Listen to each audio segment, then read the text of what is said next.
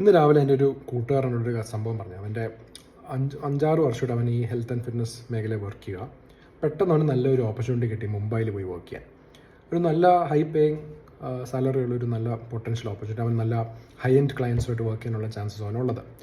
പക്ഷേ ഈ ഓപ്പർച്യൂണിറ്റി വന്നപ്പോൾ അവൻ്റെ മനസ്സിൽ പെട്ടെന്നൊന്നും എന്നെക്കൊണ്ട് പറ്റുമോ, ഇതെല്ലാം ഭയങ്കര ഹൈ എൻഡ് ആൾക്കാരല്ലേ, ഞാൻ ആ ഫീൽഡിൽ പോയി കഴിഞ്ഞാൽ എനിക്ക് അതിനുള്ള ഇൻഫർമേഷനുണ്ട്, എനിക്കതിനുള്ള ബോഡി ഉണ്ടോ, എത്രയോ ഇൻസ്റ്റാഗ്രാമിലേക്ക് എത്രയോ ഇൻഫ്ലുവൻസേഴ്സ് എത്ര പേരുണ്ട് ഇത്രയും ശരീരമുള്ള ആൾക്കാർ, അപ്പം എന്നെക്കൊണ്ട് ഇതൊക്കെ പറ്റുമോ എന്നുള്ള ചോദ്യങ്ങൾ വന്നു. ഇവൻ 5-6 വർഷമായിട്ട് കുറേ കഷ്ടപ്പെട്ടുണ്ടാക്കിയ ശരീരവും ഒരുപാട് കഷ്ടപ്പെട്ട് എക്സ്പെരിമെൻറ്റിലൂടെ ഒക്കെ കണ്ടുപിടിച്ച നോളജ് ഇവനുള്ളത്. പക്ഷേ ഈ ചിന്ത വരുന്നതിൻ്റെ റീസൺ എന്തുവാ? ഇതാണ് ഇമ്പോസ്റ്റർ സിൻഡ്രോം എന്ന് പറയുന്നത്. സോ ബേസിക്കലി നമ്മൾ കുറേ നാളായിട്ട് വർക്ക് ചെയ്ത് കഴിഞ്ഞാൽ, അല്ലെങ്കിൽ കുറേ നാൾ എഫേർട്ട് ഇട്ട് കഴിഞ്ഞാലും പെട്ടെന്ന് റിസൾട്ട് വരുമ്പം നമ്മൾ തന്നെ സംശയിക്കും, ഇത് നമുക്കുള്ളതാണോ, നമ്മളെ കൊണ്ട് പറ്റുമോ. ആ ടൈമിൽ നമ്മൾ ഓർക്കത്തില്ല, ഞാൻ ഇത്രയും നാളും കഷ്ടപ്പെട്ട് ഇത്രയും എഫേർട്ട് ഇട്ടിട്ട് തന്നെ ഈ റിസൾട്ട് വരുന്നുള്ള സംഭവം നമ്മൾ ഓർക്കത്തില്ല.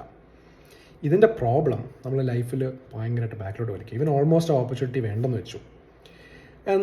അതല്ല എൻ്റെ സത്യം. നമ്മുടെ തലയ്ക്കകത്ത് നമ്മൾ തന്നെ വിചാരിക്കും, നമ്മുടെ പഴയ വർഷം നമ്മളെ ബാക്കിലോട്ട് വലിക്കുന്ന ഒരു റീസൺ കൊണ്ടാണ് ഇമ്പോസ്റ്റർ സിൻഡ്രോം വരുന്നത്. അത് ഭയങ്കര ഡേഞ്ചറസാണ്.